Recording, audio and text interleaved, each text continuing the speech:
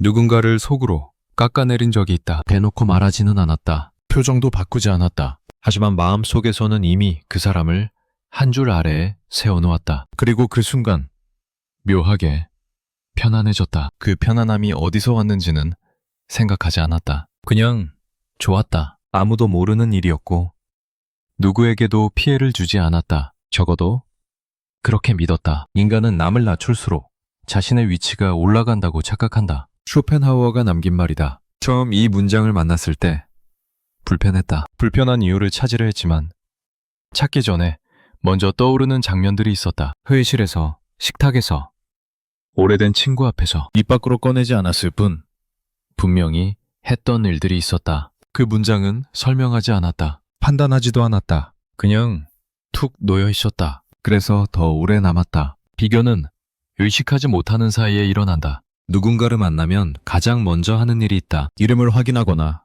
인사를 건네는 것이 아니다. 먼저 재다. 이 사람이 나보다 위인지 아래인지, 이 사람이 나보다 잘 살고 있는지 못 살고 있는지, 이 사람 앞에서 내가 주눅 들어야 하는지 아니면 여유를 부려도 되는지, 그 계산이 끝나야 비로소 대화가 시작된다. 말을 꺼내기 전에 자리부터 정한다. 내 자리가 어디인지 확인되지 않으면 어떤 표정을 지어야 할지도 모르겠다. 어떤 말투를 써야 할지도 모르겠다. 그래서 먼저 재고, 먼저 배치하고 그 다음에야 말문이 열린다. 이 과정은 너무 빨라서 자각하기 어렵다. 눈이 마주치고 고개를 끄덕이고 악수를 하는 그 짧은 시간 안에 이미 끝나 있다. 우리는 스스로 그것을 첫인상이라고 부른다. 하지만 실제로 일어난 일은 조금 다르다. 인상이 아니라 위치를 정한 것이다. 그 위치는 대부분 상대를 낮추는 방향으로 정해진다. 이상한 일이다. 상대방이 특별히 잘못한 것도 아니고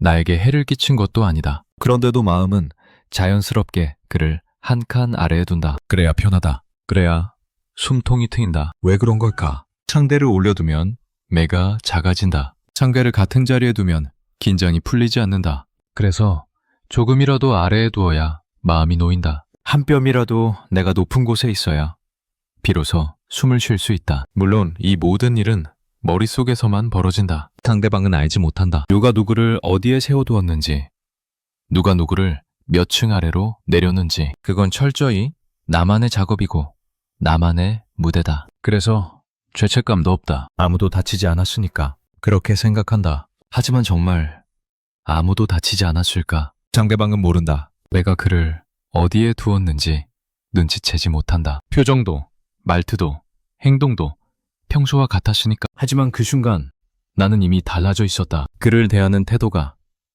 그에게 건네는 관심의 깊이가, 그와 나누는 대화의 밀도가, 맞춰 세운 사람에게는 진심을 다하지 않는다. 어차피 아래에 있는 사람이니까 굳이 애쓸 필요가 없다. 그에 기울일 필요가 없다. 그의 말이 길어지면 지루해진다. 그의 생각이 깊어지면 의아해진다. 그가 뭔가를 이루면 운이 좋았다고 생각한다. 그가 실패하면 역시 그렇지 하고 고개를 끄덕인다. 나는 그것을 평가라고 생각했다. 객관적인 판단이라고 믿었다. 하지만 돌이켜보면 판단은 이미 끝난 뒤에 이유를 찾는 것이었다. 먼저 내렸고 그 다음에 근거를 붙였다. 순서가 반대였다. 그렇게 낮춰둔 사람 앞에서 나는 조금 더 말을 많이 했다. 조금 더 여유 있게 웃었다. 조금 더 쉽게 조언했다. 조금 더 자신 있게 내 이야기를 꺼냈다. 상대가 내 말에 고개를 끄덕일 때 이상하게도 기분이 좋았다. 그 끄덕임이 나를 올려주는 것처럼 느껴졌다. 하지만 그건 내가 만든 무대 위에서 벌어진 일이었다. 상대방은 그냥 예의상 끄덕인 것일 수도 있다. 딱히 동의해서가 아니라 대화를 원만하게 이어가기 위해, 아니면 정말로 내 말에 공감했을 수도 있다. 그가 어떤 마음이었든 중요한 건 내가 그 끄덕임을 내 높이를 확인하는 도구로 썼다는 것이다. 끄덕임을 받아야 했다. 동의를 얻어야 했다. 인정받아야 했다.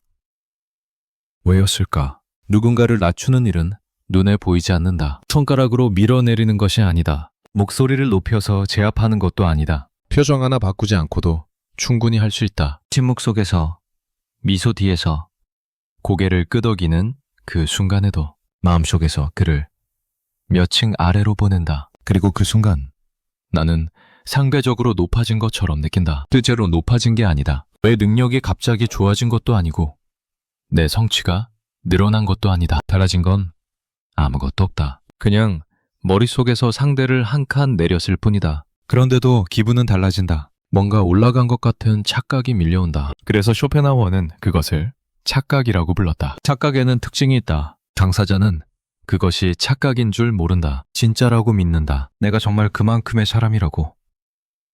내가 정말 그 위치에 있는 사람이라고. 상대를 낮췄을 때 느껴지는 그 우월감이 진짜 내 것이라고. 하지만 착각은 오래가지 않는다. 혼자 있을 때, 조용한 밤에, 아무도 없는 방 안에서 문득 스스로에게 묻게 된다. 나는 정말 그만한 사람인가? 내가 그를 낮출 자격이 있었나? 그를 아래에 두었을 때 느꼈던 그 편안함은 도대체 뭐였을까? 그 질문 앞에서는 대답이 쉽지 않다. 낮에 세워두었던 무대가 밤에는 허물어진다. 내가 만든 계단이, 내가 정한 위치가 실은 아무 근거도 없었다는 걸 깨닫게 된다. 상대가 정말로 아래에 있었던 게 아니라 내가 그렇게 정해놓았던 것뿐이라는 걸. 왜 우리는 그렇게 정해놓고 싶어 하는 걸까? 이유는 복잡하지 않다. 불안하기 때문이다. 내가 어디에 있는지 모르면 불안하다. 이 세상에서, 이 관계에서, 이 대화에서 내가 어느 위치에 있는지 확인되지 않으면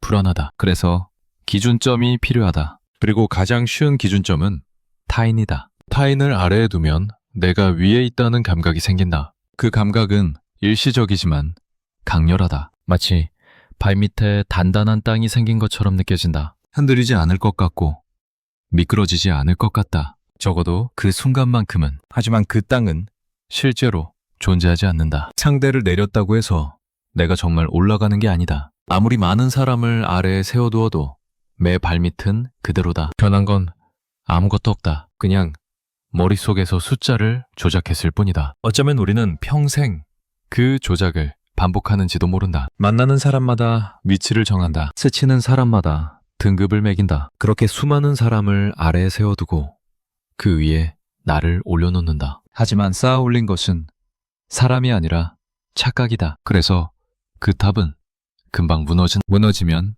또 쌓는다. 새로운 사람을 만나고 새로운 비교를 하고 새로운 아래를 만든다. 끝이 없다. 끝이 없는 이유는 한 번도 진짜로 올라간 적이 없기 때문이다. 계속 착각만 반복하고 있기 때문이다. 그런데 이상한 일이 있다. 상대방도 똑같은 일을 하고 있다. 내가 그를 아래에 둘 때 그도 나를 어딘가에 두고 있다. 내가 그를 깎아내릴 때 그도 속으로 나를 재고 있다. 서로가 서로를 낮추고 서로가 서로 위에 올라서려 한다. 하지만 아무도 실제로 올라가지 못한다. 모두가 착각 속에서 허공을 밟고 있을 뿐이다. 그 모습을 멀리서 바라보면 묘한 장면이 그려진다. 수많은 사람들이 저마다 계단을 쌓고 있다. 각자 다른 사람을 발판 삼아 올라가려 한다. 그런데 모두가 같은 높이에 있다. 아무도 올라가지 못했다. 그냥 제자리에서 팔만 휘젓고 있다. 그 허공을 받는 감각은 꽤 그럴듯하다. 진짜 올라간 것처럼 느껴진다. 발 밑에 뭔가 있는 것 같다. 하지만 실제로는 아무것도 없다. 그래서 잠깐의 편안함 뒤에는 늘 불안이 따라온다. 다시 확인하고 싶어진다. 내가 정말 저 사람보다 위인지, 내가 정말 여기 서 있어도 되는 건지 확인하려면 또 비교해야 한다. 비교하려면 또 누군가를 낮춰야 한다. 낮추면 잠깐 편해진다. 하지만 그 편안함은 오래 가지 않는다. 이 순환은 멈추지 않는다. 스스로 멈추지 않으면 평생 반복된다. 문제는 이 일이 너무 자연스럽다는 것이다. 비교는 본능에 가깝다. 사회적 동물로 살아온 인간에게 자신의 위치를 확인하는 일은 생존과 직결되어 있었다. 집단 안에서 어디에 있는지, 누구보다 위인지 아래인지, 그것이 자원의 분배와 안전을 결정했다. 그래서 비교를 멈추기는 쉽지 않다. 비교는 뇌에 새겨진 오래된 습관이다. 의식하지 않아도 작동한다. 노력하지 않아도 실행된다. 눈이 마주치는 순간 이미 시작된다. 하지만 과거에 필요했던 것이 지금도 필요한 건 아니다. 생존을 위해 위치를 정해야 했던 시절은 지났다. 누군가를 아래에 두지 않아도 내 자리가 사라지지 않는다. 누군가보다 위에 있지 않아도 밥을 굶지 않는다. 그런데도 뇌는 여전히 예전 방식을 고집한다. 그래서 의식적으로 멈춰야 한다. 자동으로 멈춰지지 않는다. 멈추기 위해서는 먼저 알아채야 한다. 지금 내가 비교하고 있다는 것. 지금 내가 누군가를 낮추고 있다는 것. 그 순간을 포착해야 한다. 포착하지 못하면 멈출 수 없다. 그런데 포착하기가 쉽지 않다. 너무 빠르고 너무 자연스럽고 너무 익숙하기 때문이다. 마치 숨 쉬는 것처럼, 마치 눈을 깜빡이는 것처럼 의식하기 전에 이미 끝나버린다. 그래서 속도를 늦춰야 한다. 누군가를 만났을 때 바로 반응하지 않는다. 잠깐 멈춘다. 지금 내 안에서 무슨 일이 일어나고 있는지 살핀다. 비교가 시작되었는가? 위치를 정하려 하고 있는가?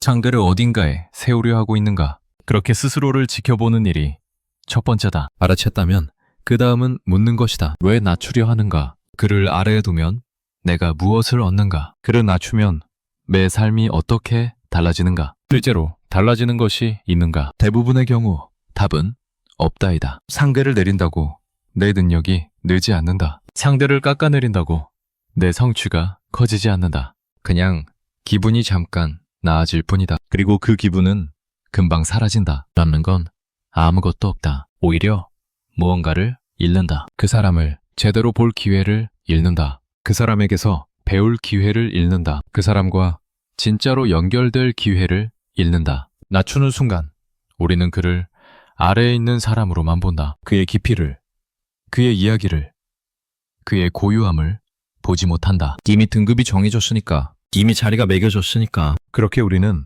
수많은 사람을 스쳐보낸다. 만나지만 만나지 못한다. 이야기하지만 듣지 못한다. 함께했지만 함께하지 못한다. 비교가 먼저 시작되면 관계는 그 다음이 된다. 그리고 대부분의 경우 그 다음은 오지 않는다. 위치가 정해진 순간 관계는 이미 틀이 짜여버린다. 그 틀 안에서는 진짜 만남이 일어나기 어렵다. 진짜 만남은 위아래가 없는 곳에서 일어난다. 누가 더 잘났는지, 누가 더 못났는지를 따지지 않는 곳에서, 그냥 두 사람이 마주 앉아 서로를 바라보는 곳에서, 거기서는 비교가 필요 없다. 위치가 필요 없다. 그냥 있음만으로 충분하다. 하지만 그런 만남은 드물다. 우리는 너무 익숙해져 있다. 비교하고, 재고, 배치하는 일에 이 모든 이야기가 불편하게 느껴질 수도 있다. 나도 그랬다. 처음 이 생각과 마주했을 때 방어하고 싶었다. 나는 그렇지 않다고. 나는 남을 낮추지 않는다고. 나는 그런 사람이 아니라고. 하지만 정직하게 들여다보면 부정하기 어려운 장면들이 떠오른다. 조용히 깎아내렸던 순간들, 속으로 비웃었던 순간들, 그의 실패 앞에서 몰래 안도했던 순간들, 입으로는 위로하면서 마음속으로는 다행이라고 생각했던 순간들, 그런 순간들이 있었다. 인정하기 싫지만 있었다. 인정한다고 해서 달라지는 건 없을까? 그렇지 않다. 인정하는 순간 무언가가 달라지기 시작한다. 착각은 어둠 속에서만 작동한다. 빛이 비추면 힘을 잃는다. 스스로 인정하는 것이 그 빛이다. 내가 남을 낮추고 있었다는 것, 그것이 착각이었다는 것. 그 착각으로 내가 실제로 올라간 적은 없다는 것. 그것을 인정하면 다음번에는 조금 달라진다. 비교가 시작될 때 알아챌 수 있다. 알아채면 선택할 수 있다. 이대로 갈 것인가? 멈출 것인가? 멈추기로 선택하면 잠깐이라도 다른 방식으로 상대를 볼 수 있다. 그 잠깐이 쌓이면 습관이 된다. 습관이 되면 관계가 달라진다. 상대를 낮추지 않고 만나는 일은 어렵다. 그것은 오래된 본능을 거스리는 일이다. 자동으로 작동하는 시스템을 수동으로 끄는 일이다. 편하지 않다. 익숙하지 않다. 하지만 불가능하지는 않다. 한 번에 완전히 바뀌지는 않아도 조금씩은 바뀔 수 있다. 어제보다 오늘, 오늘보다 내일. 조금씩 덜 비교하고, 조금씩 덜 낮추고, 조금씩 더 그 사람 자체를 보는 일. 그것이 가능하다. 쇼펜하우어의 문장으로 돌아간다. 인간은 남을 낮출수록 자신의 위치가 올라간다고 착각한다. 이 문장은 비난이 아니다. 인간에 대한 관찰이다. 우리가 어떻게 작동하는지, 우리가 어떤 착각 속에서 살아가는지를 담담하게 적어놓은 것이. 그 관찰 앞에서 우리는 선택할 수 있다. 그 착각을 계속 유지할 것인가, 아니면 잠깐 멈추어서 들여다볼 것인가. 선택은 각자의 몫이다. 지금 이 순간 떠오르는 얼굴이 있다. 내가 속으로 낮추었던 사람, 대놓고 말하지 않았지만 마음속으로 한 칸 아래에 두었던 사람. 그 사람의 얼굴이 떠오른다. 그 사람은 알고 있었을까? 아마 모를 것이다. 아무 일도 없었던 것처럼 지나갔을 것이다. 하지만 나는 알고 있다. 그때 내가 무엇을 했는지, 그때 내 안에서 무슨 일이 있었는지, 그리고 그것이 실은 아무것도 바꾸지 못했다는 것. 그때 정말 올라간 건 무엇이었을까? 아무것도 없다. 나는 그를 아래에 두었다. 하지만 내 위치는 그대로였다. 잠깐 기분이 나아졌을 뿐 아무것도 달라지지 않았다. 그 편안함은 환각이었다. 발밑에 땅이 생긴 것 같았지만 실은 허공이었다. 허공 위에 서서 올라갔다고 착각했다. 그것이 내가 한 일이다. 이 인식은 불편하다. 하지만 불편함은 변화의 시작점이 될 수 있다. 다음에 누군가를 만났을 때 그 불편함이 잠깐 떠오르기를, 비디오가 시작되려 할 때 이 문장이 스쳐 지나가기를, 그래서 잠깐이라도 멈추게 되기를, 멈춘 자리에서 상대를 다시 보게 되기를, 아래도 위도 아닌 그냥 한 사람으로, 나와 마찬가지로 불안하고, 나와 마찬가지로 흔들리고, 나와 마찬가지로 자기 자리를 찾고 있는 한 사람으로. 그렇게 본다면 비교는 필요 없어진다. 우리는 모두 같은 바닥에 서 있다. 누구도 진짜로 위에 있지 않다. 누구도 진짜로 아래에 있지 않다. 그냥 저마다의 자리에서 저마다의 방식으로 하루하루를 살아가고 있을 뿐이다. 그 사실을 받아들이면 낮출 이유가 없어진다. 낮추지 않아도 내가 위협받지 않는다는 걸 알게 된다. 상대가 잘 되어도 내가 못 되는 게 아니라는 걸 알게 된다. 비교의 승패가 내 가치를 결정하지 않는다는 걸 알게 된다. 그때 비로소 착각 밖으로 나올 수 있다. 물론 한 번에 완전히 빠져나오지는 못한다. 오랜 습관은 쉽게 사라지지 않는다. 비교는 또 시작될 것이고, 낮추려는 충동은 또 찾아올 것이다. 그때마다 넘어질 수도 있다. 또 착각에 빠질 수도 있다. 하지만 괜찮다. 중요한 것은 완벽히 벗어나는 것이 아니라 알아채는 것이다. 알아채면 그 다음부터는 선택할 수 있다. 그 선택이 쌓이면 조금씩 달라진다. 완벽하지 않아도 된다.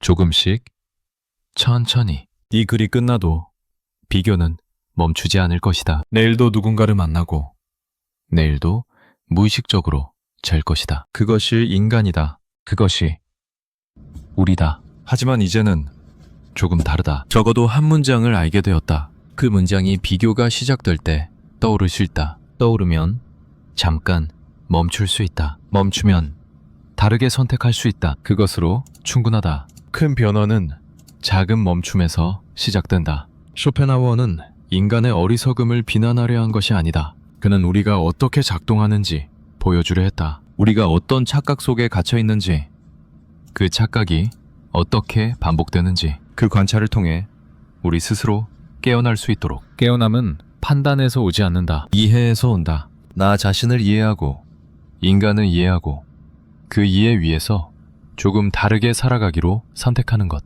그것이 철학이 할 수 있는 일이다. 다시 처음의 질문으로 돌아간다. 그때 정말 올라간 건 무엇이었을까? 이 질문은 답을 요구하지 않는다. 그냥 머물기만 해도 된다. 질문 앞에 서서 잠깐 생각해보기만 해도 된다. 그 짧은 멈춤이 다음 만남을 조금 다르게 만들 수 있다. 그것으로 1단계는 끝이다. 명언과 감정이 충돌했다. 불편함이 생겼다. 의문이 남았다. 이제 그 질문을 들고 다음으로 넘어간다. 한 번이 아니었다. 돌이켜보면 그것은 어느 순간 갑자기 시작된 일이 아니었다. 기억나지 않을 만큼 오래전부터 나는 사람을 만날 때마다 무언가를 먼저 재고 있었다. 의식하지 못한 채로, 습관처럼, 숨 쉬는 것처럼. 비교는 언제부터인가 내 안에 자리 잡았다. 그리고 그 비교는 단순히 생각에 머물지 않았다. 행동이 되었다. 태도가 되었다. 사람을 대하는 방식 전체가 그 비교 위에 세워졌다. 누군가를 만나면 가장 먼저 위치를 정했다. 이 사람은 어디쯤인가? 나와 비교했을 때 어느 지점에 있는가? 그 계산이 끝나야 비로소 말문이 열렸다. 계산이 끝나지 않으면 어떤 표정을 지어야 할지도 몰랐다. 그 습관은 눈에 보이지 않았다. 겉으로는 아무 일도 없었다. 박수를 하고 미소를 짓고 인사를 나누었다. 상대방은 아무것도 눈치채지 못했다. 나조차도 내가 무엇을 하고 있는지 몰랐다. 하지만 속에서는 빠르게 작업이 진행되고 있었다. 눈이 마주치는 순간 스캔이 시작되었다. 옷차림, 말투, 표정, 분위기, 모든 정보가 순식간에 수집되었다. 그리고 그 정보를 바탕으로 위치가 정해졌다. 위인지 아래인지 아니면 비슷한지 그 결과에 따라 내 태도가 달라졌다. 위라고 판단되면 조심스러워졌다. 알을 고르게 되었다. 실수하지 않으려 애썼다. 아래라고 판단되면 편안해졌다. 말이 많아졌다. 조언하고 싶어졌다. 비슷하다고 판단되면 경계가 유지되었다. 진전이 풀리지 않았다. 어느 쪽으로 기울지 지켜보았다. 이 모든 과정이 몇 초 안에 끝났다. 너무 빨라서 자각할 틈이 없었다. 언제부터 이렇게 된 걸까? 기억을 더듬어 본다. 처음 비교를 시작한 순간이 있었을까? 누군가에게 배운 것일까? 아니면 저절로 생긴 것일까? 정확한 시작점은 찾기 어렵다. 아마도 아주 오래전, 어릴 때부터 조금씩 형성되었을 것이다. 누가 가르쳐 준 것은 아니지만 주변에서 계속 보았다. 어른들이 사람을 대할 때 달라지는 모습을. 누구 앞에서는 고개를 숙이고 누구 앞에서는 목소리가 커지는 것을. 그것을 보면서 배웠다. 사람에게는 위치가 있다는 것을. 그 위치에 따라 대하는 방식이 달라져야 한다는 것을. 위치를 모르면 실수한다는 것을. 실수하면 손해를 본다는 것을. 명시적으로 가르쳐준 사람은 없었다. 하지만 세상이 그렇게 작동하고 있었다. 나는 그 작동 방식을 흡수했다. 스펀지가 물을 빨아들이듯 자연스럽게. 그래서 비교는 학습된 것이다. 태어날 때부터 가지고 있던 것이 아니다. 살아가면서 익힌 것이다. 살아남기 위해, 적응하기 위해, 실수를 줄이기 위해. 비교는 생존 전략이었다. 위치를 정확히 파악하면 덜 다쳤다. 상대가 나보다 위인지 알면 조심할 수 있었다. 상대가 나보다 아래인지 알면 여유를 부릴 수 있었다. 그 정보가 나를 보호했다. 적어도 그렇게 믿었다. 그래서 비교를 멈추지 않았다. 오히려 더 정교하게 발전시켰다. 더 빠르게, 더 정확하게, 더 많은 요소를 고려해서. 비교의 기술이 늘어날수록 세상을 다루기가 쉬워지는 것 같았다. 하지만 어느 순간 이상한 일이 벌어졌다. 비교가 보호가 아니라 감옥이 되기 시작했다. 처음에는 필요할 때만 비교했다. 낯선 사람을 만났을 때, 중요한 자리에서, 긴장되는 상황에서. 하지만 시간이 지나면서 비교는 점점 더 많은 순간으로 번져나갔다. 친한 사람 앞에서도 비교했다. 오래된 친구를 만나도 속으로 재고 있었다. 요즘 잘 살고 있는가? 나보다 나아졌는가? 예전과 달라졌는가? 친밀한 사이에서도 위치를 확인하려 했다. 가족 앞에서도 비교했다. 피를 나눈 사이에서도 누가 더 잘하고 있는지를 따졌다. 명절에 모이면 눈에 보이지 않는 계산이 시작되었다. 누가 더 성공했는지, 누가 더 행복해 보이는지, 누가 더 인정받고 있는지. 비교는 모든 관계에 스며들었다. 그리고 모든 관계를 변질시켰다. 변질된 관계 속에서 나는 점점 외로워졌다. 이상한 일이다. 사람을 만났는데 외롭다. 함께 있는데 혼자인 것 같다. 대화를 나누는데 연결되지 않는다. 왜 그런 걸까? 비교가 벽을 만들기 때문이다. 상대를 위치로 보는 순간 그는 더 이상 온전한 사람이 아니게 된다. 그는 나보다 위에 있는 존재 혹은 나보다 아래에 있는 존재가 된다. 위치가 그의 이름을 대신한다. 위치가 그의 얼굴을 가린다. 그래서 진짜 만남이 일어나지 않는다. 만나는 것은 그 사람이 아니라 그의 위치. 대화하는 것은 그 사람이 아니라 그의 등급이다. 그래서 아무리 많은 사람을 만나도 채워지지 않는다. 만난 것이 아니니까 그 외로움은 또 다른 비교를 부른다. 채워지지 않으니까 더 비교한다. 비교해서 위에 있으면 잠깐 괜찮아질 것 같다. 하지만 위에 올라가도 채워지지 않는다. 그래서 또 비교한다. 더 높은 곳에 올라가면 괜찮아질 것 같다. 끝이 없다. 이 순환은 멈추지 않는다. 비교가 외로움을 만들고 외로움이 비교를 부르고 돌고 돌면서 점점 더 깊은 곳으로 빠져든다. 어느 순간 깨닫는다. 비교가 나를 보호하는 게 아니었다는 것을, 오히려 가두고 있었다는 것을. 내가 만든 감옥 안에서 나는 끊임없이 위치를 확인하고 있었다는 것을. 그런데 왜 자리를 정해야만 마음이 놓이는 걸까? 자리가 정해지지 않으면 불안하다. 상대가 어디에 있는지 모르면 내가 어디에 있는지도 모르겠다. 내 위치가 불분명하면 어떻게 행동해야 할지 모르겠다. 그 불안은 어디서 오는 걸까? 아마도 정체성과 관련이 있을 것이다. 우리는 타인을 통해 자신을 확인한다. 거울 없이는 자기 얼굴을 볼 수 없듯 타인 없이는 자기가 누구인지 알기 어렵다. 타인이라는 거울에 비친 모습을 보고 자신을 인식한다. 비교는 그 확인 작업의 일부다. 내가 누구인지 알기 위해 타인과 비교한다. 타인보다 위에 있으면 나는 괜찮은 사람이다. 타인보다 아래에 있으면 나는 부족한 사람이다. 비교를 통해 자기 가치를 측정한다. 그래서 비교를 멈추기가 어렵다. 비교를 멈추면 내가 누구인지 모르게 될 것 같다. 위치가 사라지면 나도 사라질 것 같다. 그 두려움이 비교를 계속하게 만든다. 하지만 여기에 함정이 있다. 비교로 확인한 나는 진짜 나일까? 타인보다 위에 있을 때 느끼는 가치, 타인보다 아래에 있을 때 느끼는 무가치. 그것은 진짜 내 가치일까? 아니면 비교가 만들어낸 환상일까? 생각해보면 비교는 아무것도 알려주지 않는다. 내가 누군가보다 더 잘 살고 있다고 해서 내가 좋은 삶을 살고 있는 건 아니다. 내가 누군가보다 덜 성공했다고 해서 내가 실패한 삶을 살고 있는 건 아니다. 비교는 상대적인 위치만 알려줄 뿐 절대적인 가치에 대해서는 아무 말도 하지 않는다. 그런데 우리는 상대적 위치를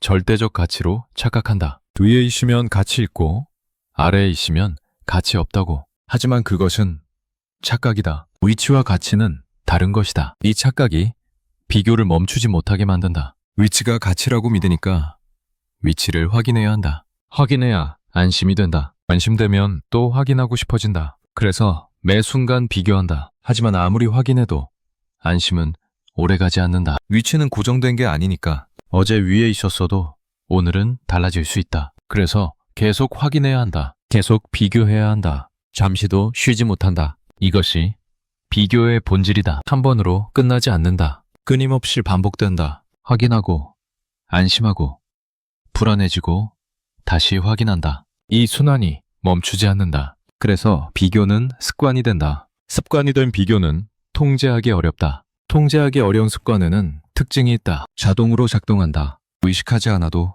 실행된다. 멈추려고 해도 멈춰지지 않는다. 비교도 마찬가지다. 멈추려고 해도 어느새 다시 비교하고 있다. 의식적으로 하지 말자고 다짐해도 무의식이 먼저 움직인다. 눈이 마주치는 순간 이미 시작되어 있다. 이것은 의지의 문제가 아니다. 의지로 멈출 수 있는 것이 아니다. 의지보다 더 깊은 곳에 자리 잡은 것이기 때문이다. 오랜 시간에 걸쳐 형성된 것이기 때문이다. 그래서 비교를 멈추기 위해서는 의지가 아니라 이해가 필요하다. 왜 비교하는지를 이해해야 한다. 비교가 어디서 오는지를 이해해야 한다. 그 이해가 있어야 비로소 다르게 반응할 수 있다. 이해하기 위해서는 관찰해야 한다. 비교가 시작되는 순간을 관찰해야 한다. 무엇이 비교를 촉발하는지, 어떤 상황에서 더 심해지는지, 비교 후에 어떤 감정이 오는지. 그렇게 관찰하다 보면 패턴이 보인다. 불안할 때 더 비교한다. 자신감이 낮을 때 더 비교한다. 불확실할 때 더 비교한다. 비교는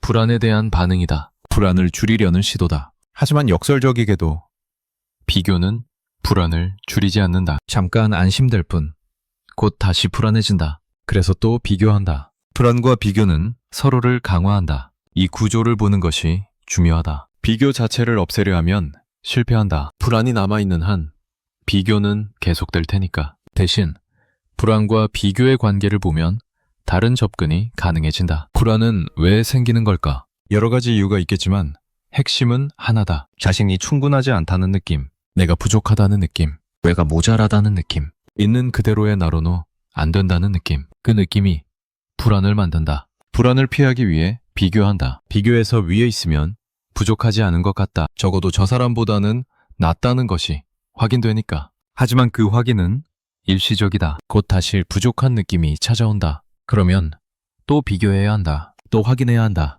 끝없는 반복이다. 결국 비교는 부족함의 느낌을 해결하지 못한다. 오히려 강화한다. 비교할 때마다 위아래가 생기고 아래에 있을 때마다 부족함이 확인된다. 위에 있을 때도 안심은 잠깐이다. 곧 더 위에 있는 사람이 나타난다. 비교로는 부족함을 채울 수 없다. 여기서 시선을 돌려본다. 나만 이런 게 아니다. 상대방도 같은 일을 하고 있다. 내가 그를 재는 동안 그도 나를 재고 있다. 내가 그를 어딘가에 세워두는 동안 그도 나를 어딘가에 세워두고 있다. 우리는 서로를 비교하고 있다. 동시에 같은 방식으로, 같은 이유로 둘 다 불안하고 둘 다 자리를 확인하려 하고 둘 다 위에 있고 싶어 한다. 그 모습을 상상해본다. 두 사람이 마주 서 있다. 둘 다 상대를 아래에 두려 한다. 둘 다 자기가 위에 있다고 느끼고 싶어 한다. 하지만 실제로는 둘 다 같은 바닥에 서 있다. 아무도 위에 있지 않다. 아무도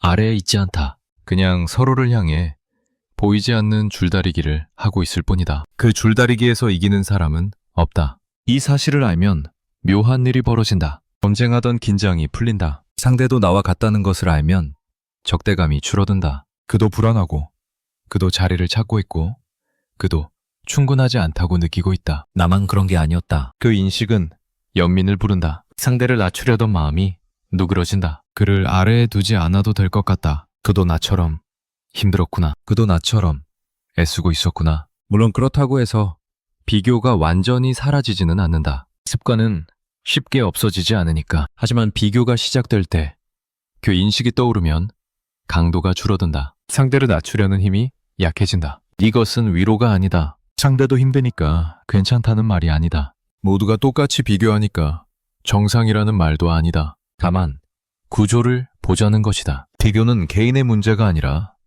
인간의 문제다. 나만 나쁜 사람인 게 아니라 인간이 그렇게 작동한다. 그 구조를 보면 자책이 줄어든다. 자책이 줄어들면 변화할 여유가 생긴다. 자책하면서는 바뀌기 어렵다. 나는 왜 이러지? 나는 왜 이렇게 못됐지?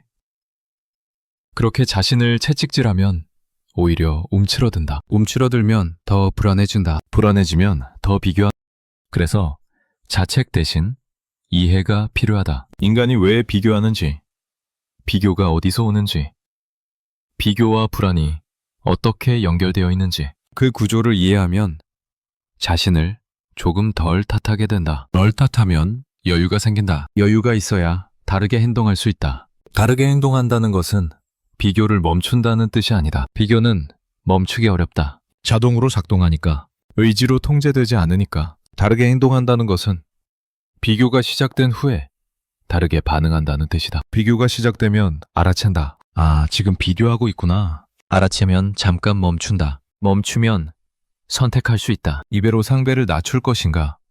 아니면 여기서 멈출 것인가? 그 선택의 순간이 중요하다. 한 번에 완벽하게 선택하지 못해도 괜찮다. 10번 중에 한 번만 멈춰도 괜찮다. 그 한 번이 쌓이면 변화가 된다. 완벽을 기대하면 실패한다. 조금씩, 천천히, 그것으로 충분하다. 다시 처음으로 돌아가 본다. 비교는 습관이었다. 그 습관은 학습된 것이었다. 세상이 그렇게 작동하는 걸 보고 배운 것이었다. 생존을 위해, 적응을 위해, 실수를 줄이기 위해. 하지만 그 습관이 언젠가부터 감옥이 되었다. 비교 없이는 사람을 만날 수 없게 되었다. 위치를 정하지 않으면 불안해졌다. 모든 관계가 비교 위에 세워졌다. 그래서 진짜 만남이 사라졌다. 그 구조를 이제는 안다. 아는 것만으로 바뀌지는 않는다. 하지만 아는 것이 첫 번째 단계다. 보이지 않던 것이 보이면 그 다음부터는 선택할 수 있다. 선택은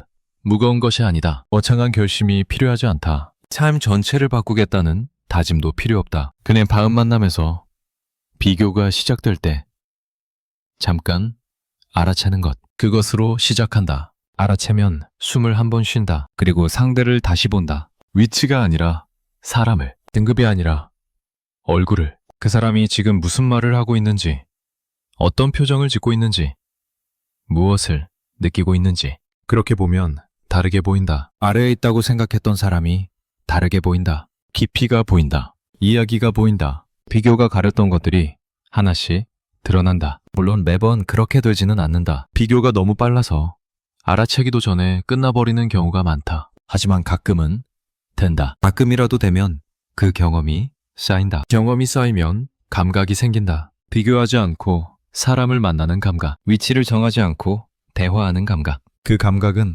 처음에는 낯설다. 평생 비교해 왔으니까 위치 없이 만나는 것이 어색하다. 하지만 익숙해지면 편해진다. 비교하지 않을 때 이상하게도 더 편하다. 긴장이 줄어든다. 창배를 재지 않아도 되니까 어깨에 힘이 빠진다. 위치를 확인하지 않아도 되니까 마음이 가벼워진다. 그 편안함은 비교로 얻는 편안함과 다르다. 비교로 얻는 편안함은 일시적이다. 위에 있을 때만 느껴지고 곧 사라진다. 하지만 비교 없이 얻는 편안함은 조건이 없다. 위에 있든 아래에 있든 상관없다. 위치 자체가 필요 없으니까. 그 차이를 경험하면 비교의 허상이 더 분명히 보인다. 허상을 보는 것은 씁쓸하다. 평생 의지했던 것이 허상이었다니. 그렇게 열심히 비교하고 위치를 정하고 위에 있으려 애썼는데 그것이 다 헛된 일이었다니. 하지만 씁쓸함 뒤에는 해방감이 있다. 더 이상 비교하지 않아도 된다는 해방감. 더 이상 위치를 확인하지 않아도 된다는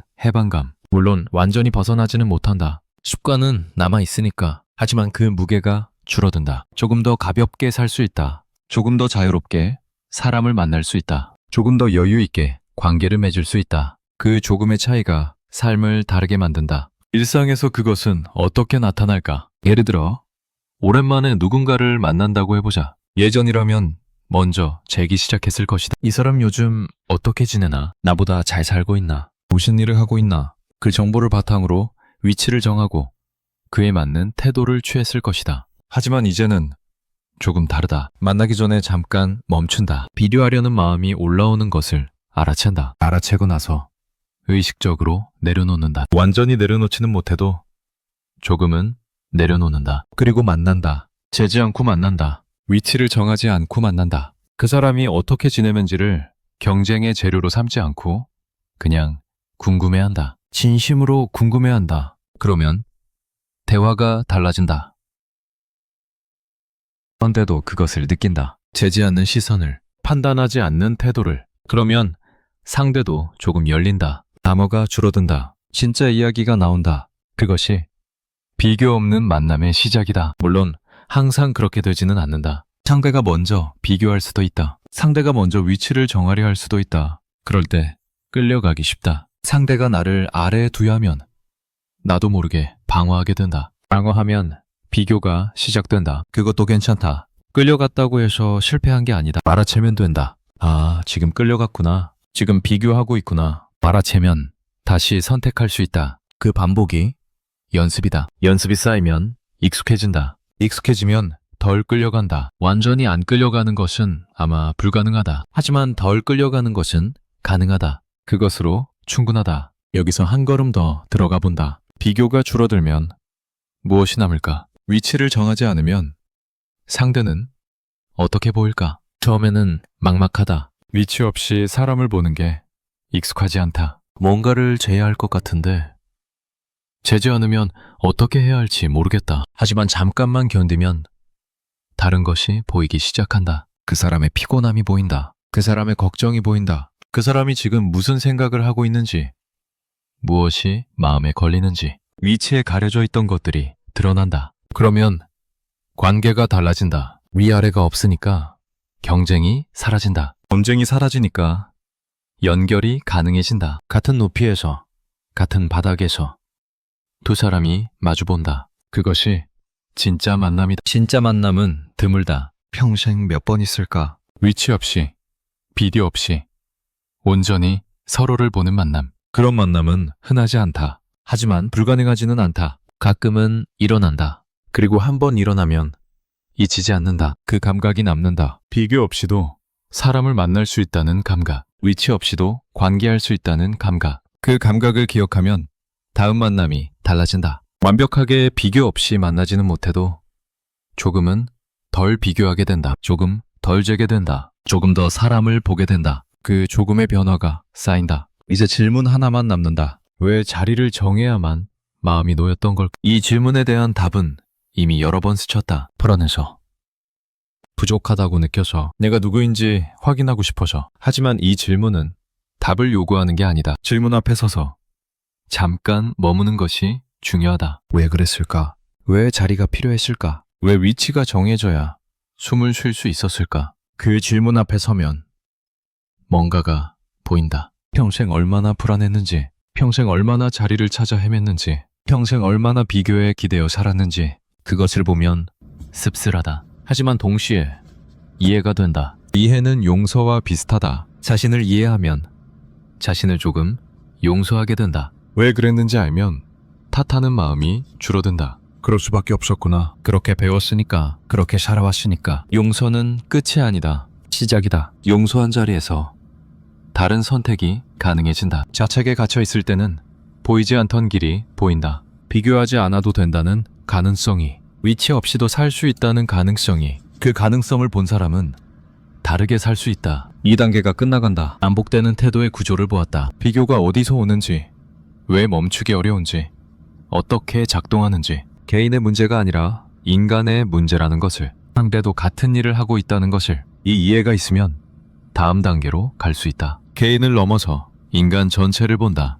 우리가 왜 이렇게 되었는지, 이것이 어디로 향하는지, 그리고 마지막에는 질문 하나가 남는다. 오래 남을 질문이 지금은 여기서 멈춘다. 왜 자리를 정해야만 마음이 놓였던 걸? 이 질문을 들고 잠시 머문다. 답을 서두르지 않는다. 질문이 스며들 시간을 준다. 그 시간이 지나면 다음으로 넘어간다. 나만 그런 것이 아니었다. 돌이켜보면 당연한 일이다. 비교는 인간의 오래된 습성이다. 내가 특별히 나쁜 사람이어서 비교한 게 아니다. 인간이 그렇게 작동한다. 수천 년 전부터, 어쩌면 그보다 더 오래전부터 사람들 사이에는 보이지 않는 계단이 있다. 누가 만들었는지는 알 수 없다. 하지만 모두가 그 계단을 알고 있다. 모두가 그 위에서 자기 위치를 찾으려 한다. 위로 올라가려 하고 아래로 밀려나지 않으려 한다. 그 계단은 어디에나 있다. 가족 안에도, 친구 사이에도, 직장에도, 처음 만난 사람들 사이에도. 보이지 않지만 모두가 느낀다. 누가 어디쯤 있는지, 나는 어디쯤인지. 계단 위에서 사람들은 움직인다. 위로 올라가려는 사람, 지금 위치를 지키려는 사람, 더 아래로 떨어지지 않으려는 사람, 모두가 각자의 방식으로 움직인다. 그 움직임 중 하나가 비교다. 상대를 아래에 두면 내가 상대적으로 위로 올라간 것 같다. 상대를 깎아내리면 그만큼 내가 높아진 것 같다. 그래서 비교한다. 그래서 낮춘다. 하지만 실제로 올라가는 건 아니다. 계단의 한 칸을 차지하려면 무언가가 필요하다. 노력이든 성취든 역량이든 그런 게 있어야 실제로 올라간다. 상대를 낮추는 것만으로는 아무것도 달라지지 않는다. 그냥 머릿속에서 숫자만 바뀔 뿐이다. 그 숫자는 환상이다. 내가 상대를 아래에 두었다고 해서 실제로 상대가 아래로 내려간 게 아니다. 상대는 여전히 자기 자리에 있다. 나도 여전히 내 자리에 있다. 달라진 건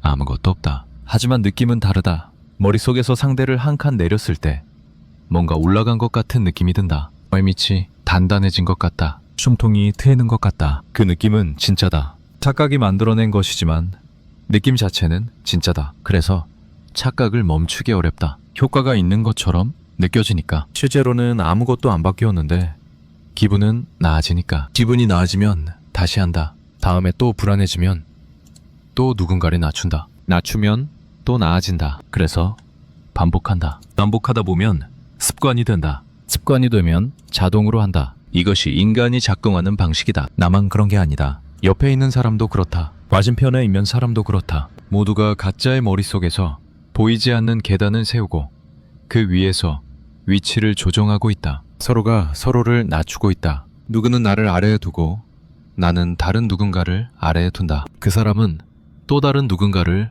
아래에 둔다. 끝없는 사슬이다. 그 사슬 안에서 실제로 올라가는 사람은 없다. 모두가 낮추고 있지만 모두가 제자리다. 아무도 진짜로 위로 가지 못한다. 그냥 각자의 머릿속에서 각자의 환상을 보고 있을 뿐이다. 이상한 광경이다. 멀리서 보면 수많은 사람이 보이지 않는 계단 위에 서 있다. 모두가 위로 올라가려 한다. 모두가 남을 밀어내려 한다. 하지만 아무도 움직이지 않는다. 제자리에서 팔만 휘젓고 있다. 그 모습은 안쓰럽기도 하고 익숙하기도 하다. 익숙한 이유는 거기에 내가 있기 때문이다. 나도 그 광경의 일부다. 나도 보이지 않는 계단 위에서 허공을 밟고 있다. 허공을 밟는다는 것은 무슨 뜻일까?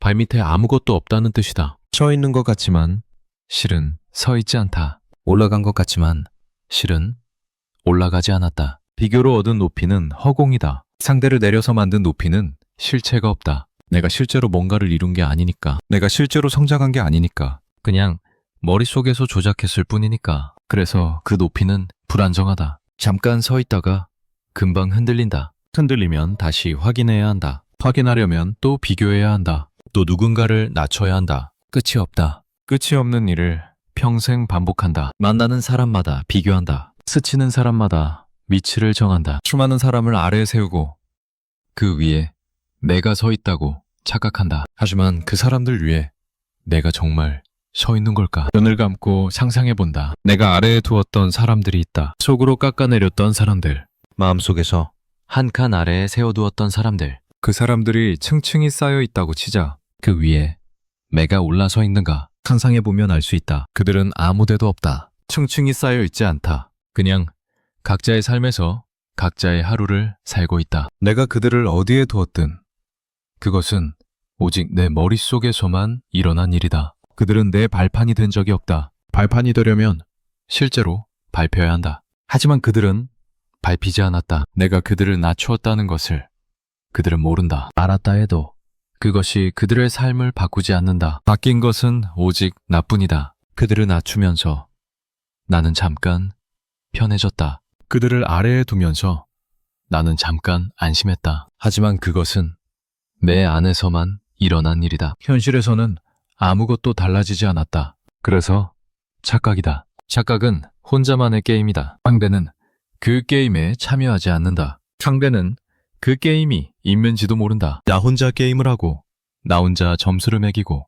나 혼자 이겼다고 생각한다. 하지만 이긴 게 아니다. 게임 자체가 없었으니까. 게임이 없었다는 것을 알면 묘한 감정이 밀려온다. 허탈함이다. 그렇게 열심히 비교하고 그렇게 열심히 위치를 정하고 그렇게 열심히 남을 아래에 두었는데 그것이 다 혼자만의 게임이었다니. 아무도 참여하지 않은 게임에서 혼자 이기려고 애썼다니. 그 시간이 아깝다. 그 에너지가 아깝다. 그 마음이 아깝다. 다른 곳에 썼으면 어땠을까? 비교 대신 연결에 썼으면, 낮추기 대신 이해하기에 썼으면. 하지만 지나간 일이다. 되돌릴 수 없다. 아쉬워해도 소용없다. 다만 지금부터는 다르게 할 수 있다. 그것만이 남은 선택지다. 하지만 다르게 한다는 것은 쉽지 않다. 인간이 비교하는 데는 이유가 있다. 오랜 진화의 결과다. 집단 안에서 살아남기 위해 자기 위치를 파악해야 했다. 위치를 모르면 위험했다. 잘못된 행동을 할 수 있었다. 그래서 비교하는 뇌가 발달했다. 그 뇌를 바꿀 수는 없다. 수만 년에 걸쳐 형성된 회로를 지울 수는 없다. 비교는 본능에 가깝다. 의지로 꺼지지 않는다. 그래서 비교를 멈추겠다고 결심해도 잘 안 된다. 결심한 다음 날 누군가를 만나면 또 비교한다. 결심이 무색하게 자동으로 작동한다. 그러면 좌절한다. 나는 안 되나 보다. 바뀔 수 없나 보다. 하지만 그것은 오해다. 비교를 멈추는 것이 아니라 비교를 알아채는 것이다. 비교는 멈추지 않는다. 자동으로 작동하니까. 하지만 알아챌 수는 있다. 아, 지금 비교하고 있구나. 지금 저 사람을 아래에 두려 하고 있구나. 알아채면 그 다음이 달라진다. 알아채지 못하면 자동으로 진행된다. 낮추고, 편해지고, 또 낮추고. 하지만 알아차면 멈출 수 있다. 완전히 멈추지는 못해도 속도를 늦출 수 있다. 속도가 느려지면 선택할 수 있다. 이대로 낮출 것인가, 아니면 여기서 멈출 것인가. 그 선택의 순간이 생긴다. 선택할 수 있다는 것. 그것만으로도 이미 다르다. 선택이 쌓이면 조금씩 변한다. 10번 비교하던 것이 9번이 된다.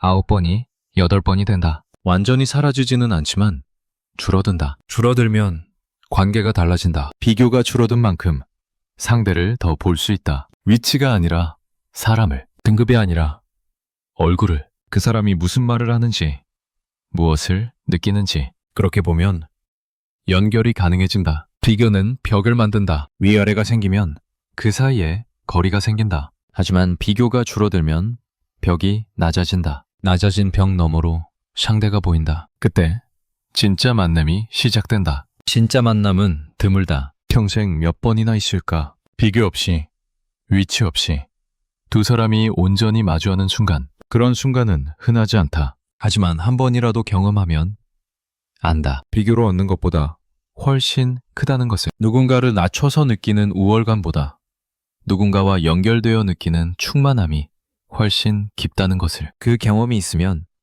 비교가 덜 매력적으로 느껴진다. 예전에는 비교가 필요했다. 그래야 안심이 됐으니까. 하지만 연결의 맛을 알면 비교의 맛이 싱거워진다. 비교해서 얻는 것이 별로 없다는 걸 몸으로 알게 된다. 그러면 자연스럽게 줄어든다. 하지만 여기서 조심해야 할 것이 있다. 비교를 줄이겠다는 것이 또 다른 비교가 될 수 있다. 비교를 덜 하는 내가 더 나은 사람이라고 생각하면 그것도 비교다. 비교하는 사람들을 보면서 나는 저들보다 낫다고 생각하면 그것도 낮추기다. 이 함정은 교묘하다. 비교를 줄이려는 노력 자체가 새로운 비교의 재료가 될 수 있다. 더 깨어있는 사람, 더 성숙한 사람, 더 철학적인 사람, 그런 위치를 만들어서 그 위에 서려 하면 처음과 다를 게 없다. 그래서 비교를 줄이는 것은 조용해야 한다. 남에게 보여주기 위한 게 아니다. 스스로 더 나은 사람이 되기 위한 것도 아니다. 그냥 비교가 만드는 허상에서 벗어나기 위한 것이다. 그 이상도 그 이하도 아니다. 허상에서 벗어나면 무엇이 남을까? 처음에는 허전하다. 평생 비교에 기대어 살았으니까, 위치를 확인하면서 안심했으니까 그것이 사라지면 발밑이 흔들리는 것 같다. 하지만 시간이 지나면 다른 것이 느껴진다. 비교 없이도 괜찮다는 감각, 위치를 몰라도 숨 쉴 수 있다는 감각, 누군가보다 위에 있지 않아도 가치 있다는 감각. 그 감각은 비교로 얻는 안심보다 깊다. 비교로 얻는 안심은 조건부다. 위에 있어야만 안심이 든다. 하지만 비교 없이 얻는 안심은 무조건적이다. 위에 있든 아래에 있든 상관없다. 위치 자체가 중요하지 않으니까. 그 차이는 크다. 조건부 안심은 늘 불안과 함께 온다. 지금은 위에 있지만 언제 떨어질지 모른다. 그래서 계속 확인해야 한다. 계속 비교해야 한다. 잠시도 쉴 수 없다. 하지만 무조건적 안심은 다르다. 떨어질 곳이 없다. 애초에 올라간 적이 없으니까. 비교의 계단 자체에서 내려왔으니까. 바닥에 서 있으면 더 이상 떨어지지 않는다. 그 바닥은 모두가 서 있는 곳이다. 비교가 만든 계단 아래 실제로는 평평한 바닥이 있다. 모두가 같은 높이에 있다. 누구도 진짜로 위에 있지 않다. 누구도 진짜로 아래에 있지 않다. 계단은 환상이었다. 환상을 보는 것은 씁쓸하다. 평생 의지했던 것이 환상이었다니. 그렇게 열심히 올라가려 했는데 올라갈 계단 자체가 없었다니. 하지만 그 씁쓸함 뒤에는 묘한 해방감이 있다. 더 이상 올라가지 않아도 된다. 더 이상 떨어지지 않으려 애쓰지 않아도 된다. 계단이 없으니까, 경쟁할 필요가 없으니까. 그 해방감은 가볍다. 어깨에서 무언가가 내려간 것 같다. 평생 지고 있던 짐을 내려놓은 것 같다. 비교라는 짐, 위치라는 짐, 남보다 나아야 한다는 짐. 그 짐을 내려놓으면 몸이 가벼워진다. 가벼워지면 다르게 보인다. 예전에는 사람을 보면 먼저 위치가 보였다. 이 사람은 어디쯤인가? 나보다 위인가? 아래인가? 하지만 이제는 다르다. 사람이 보인다. 위치가 아니라 사람이. 그 사람의 얼굴이, 표정이, 눈빛이. 그 사람이 지금 무엇을 느끼는지, 무엇을 생각하는지. 그것이 보이면 연결이 가능해진다. 위치가 없으니까 벽이 없다. 벽이 없으니까 다가갈 수 있다. 다가가면 만날 수 있다. 진짜로 만날 수 있다. 하지만 이것은 도착점이 아니다. 한번 깨달았다고 끝나지 않는다. 비교는 또 찾아온다. 오래된 습관은 쉽게 사라지지 않는다. 매일도 누군가를 만나면 또 비교할 것이다. 그것은 실패가 아니다. 인간이 그렇게 작동하니까. 완전히 벗어날 수는 없다. 다만 알아채고 멈추고 다시 시작할 수 있을 뿐이다. 그 반복이 삶이다. 비교하고 알아채고 멈추고 또 비교하고 또 알아채고 또 멈추고 끝없이 반복된다. 하지만 반복할 때마다 조금씩 달라진다. 완벽하지 않아도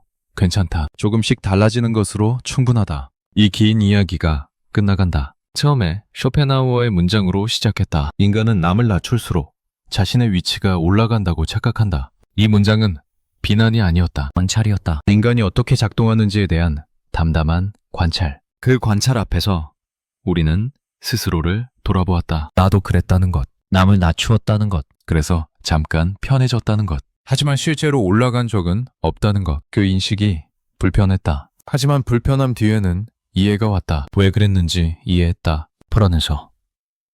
자리가 필요해서. 위치를 확인해야 안심이 되어서. 이해하면 조금 용서가 된다. 용서는 다짐이 아니다. 다시는 안 그러겠다는 다짐이 아니다. 앞으로 비교하지 않겠다는 결심이 아니다. 용서는 그냥 인정이다. 그랬구나. 그럴 수밖에 없었구나. 인간이니까. 나도 인간이니까. 그 인정 위에서 다음 걸음이 가능해진다. 비교를 완전히 멈추지는 못해도 알아챌 수 있다. 알아채면 멈출 수 있다. 멈추면 다르게 볼 수 있다. 그것으로 충분하다. 마지막으로 한 가지만 더. 이 모든 이야기가 끝나도 우리는 여전히 비교할 것이다. 내일도, 모레도, 아마 평생. 하지만 이제는 조금 다르다. 비교가 시작될 때 어딘가에서 이 문장이 스칠 것이다. 인간은 남을 낮출수록 자신의 위치가 올라간다고 착각한다. 그 문장이 스치면 잠깐 멈출 수 있다. 멈추면 질문할 수 있다. 지금 내가 누군가를 낮추고 있는가? 그래서 정말 올라갔는가? 그 사람들 위에 내가 서 있기는 한가? 그 질문 앞에서 답을 서두르지 않아도 된다. 질문이 머무는 것만으로 충분하다. 질문이 스며드는 것만으로 충분하다. 답은 없어도 된다. 질문이 오래 남으면 그것이 답이 된다. 그렇게 내려세운 사람들 위해 지금 내가 서 있기는 한 걸까? 이 질문을 던지고 잠시 멈춘. 대답하지 않는다. 판단하지 않는다. 그냥 질문 앞에 서 있는다. 그 자리에서 무언가가 보인다. 내가 낮추었던 사람들, 속으로 깎아내렸던 사람들, 그들은 여전히 각자의 자리에 있다. 나도 여전히 내 자리에 있다. 아무도 올라가지 않았다. 아무도 내려가지 않았다. 그냥 모두가 같은 바닥에 서 있었다. 처음부터 그랬다. 계단은 없었다. 위도 없었고 아래도 없었다. 비교가 만들어낸 환상이었다. 그 환상 속에서 우리는 열심히 올라가려 했다. 열심히 남을 밀어내려 했다. 하지만 아무도 움직이지 않았다. 제자리였다. 처음부터 끝까지 그 사실을 알면 묘하게 고요해진다. 올라가야 한다는 압박이 사라진다. 떨어지면 안 된다는 두려움이 사라진다. 그냥 여기 있어도 된다는 것을 알게 된다. 여기가 내 자리다. 다른 어딘가가 아니라 그 자리에서 다시 사람을 본다. 옆에 있는 사람을, 맞은편에 있는 사람을. 예전에는 위치를 먼저 보았다. 이제는 얼굴을 먼저 본다. 그 사람도 같은 바닥에 서 있다. 나와 같은 높이에, 나와 같은 곳에, 위아래가 없는 곳에. 그것을 알면 만남이 가능해진다. 비교 없이, 위치 없이 두 사람이 그냥 서로를 본다. 그것이 우리가 할 수 있는 전부다. 이 글을 읽는 동안 어떤 얼굴이 떠올랐을 수도 있다. 내가 낮추었던 사람, 속으로 아래에 두었던 사람, 그 사람의 얼굴이 스쳤을 수도 있다. 그 사람은 지금 어디서 무엇을 하고 있을까? 모른다. 알 수 없다. 하지만 한 가지는 확실하다. 그 사람도 자기 삶을 살고 있다는 것. 내가 그를 어디에 두었든 그것과 상관없이 그는 내 발판이 아니었다. 처음부터 끝까지. 그리고 나도 누군가의 발판이 아니다. 누군가가 나를 아래에 두었을 수도 있다. 속으로 깎아내렸을 수도 있다. 하지만 그것은 그의 머릿속에서 일어난 일이다. 나와는 상관없다. 나는 여전히 내 자리에 있다. 그가 나를 어디에 두었든 내 위치는 바뀌지 않는다. 그가 나를 밟고 올라갔다고 생각해도 나는 밟히지 않았다. 이것은 해방이다. 남이 나를 어떻게 보든 내 가치는 변하지 않는다. 남이 나를 어디에 두든 내 자리는 그대로다. 이 글이 끝나도 비교는 계속될 것이다. 인간은 그렇게 만들어졌다. 바꿀 수 없다. 하지만 알 수는 있다. 비교가 착각이라는 것, 낮춰도 올라가지 않는다는 것, 계단은 없다는 것, 그것을 알면 조금 다르게 살 수 있다. 완전히 다르지는 않아도 조금은. 쇼펜하우어는 200년 전 사람이다. 그가 이 문장을 쓸 때 인간은 지금과 크게 다르지 않았을 것이다. 200년 후에도 아마 비슷할 것이다. 인간은 비교한다. 인간은 낮춘다. 인간은 착각한다. 그것이 인간이다. 하지만 동시에 인간은 알아챌 수 있다. 알아채고 멈추고 다시 볼 수 있다. 그것도 인간이다. 어떤 인간이 될 것인가? 착각 속에서 계속 올라가려 할 것인가? 아니면 착각을 알고 바닥에 설 것인가? 선택은 각자의 몫이다. 완유할 수 없다. 설득할 수도 없다. 다만 보여줄 수 있을 뿐이다. 비교의 구조를, 착각의 작동 방식을, 그리고 그 밖에 다른 가능성이 있다는 것을. 나머지는 각자가 결정한다. 이 글은 여기서 끝난다. 하지만 질문은 남는다. 그렇게 내려세운 사람들 위해 지금 내가 서 있기는 한 걸까? 이 질문이 가끔 떠오르기를. 누군가를 낮추려 할 때, 속으로 깎아내리려 할 때, 마음속에서 아래에 세우려 할 때, 그때 이 질문이 스치기를. 그래서 잠깐이라도 멈추기를. 멈춘 자리에서 보면 모두가 같은 바닥에 있다. 위도 없고 아래도 없다. 그냥 사람들이 있다. 나도 그 중 하나다. 그것을 알았을 때 느껴지는 것이 외로움이 아니다. 허탈함도 아니다. 고요함이다. 경쟁이 멈춘 자리에 고요함. 비교가 멈춘 자리에 고요함. 아무것도 증명하지 않아도 되는 자리에 고요함. 그 고요함 속에서 숨을 쉰다. 깊이, 천천히. 그리고 눈을 들어 옆을 본다. 누군가가 있다. 그도 같은 바닥에 서 있다. 그도 나처럼 숨을 쉬고 있다. 우리는 마주본다. 비교 없이, 위치 없이, 그냥 두 사람이 같은 곳에 서서 서로를 본다. 그것이 가능한 순간이 있다. 드물지만 있다. 그 순간을 위해 이 긴 이야기를 했다. 비교의 허상을 보여주고 착각의 구조를 드러내고 그래서 조금이라도 다른 가능성을 열어두기 위해 완벽하지 않아도 된다. 가끔이라도 된다. 가끔 비교 없이 누군가를 보는 것, 그것으로 충분하다. 그렇게 내려세운 사람들 위에 서 있는 사람은 없었다. 처음부터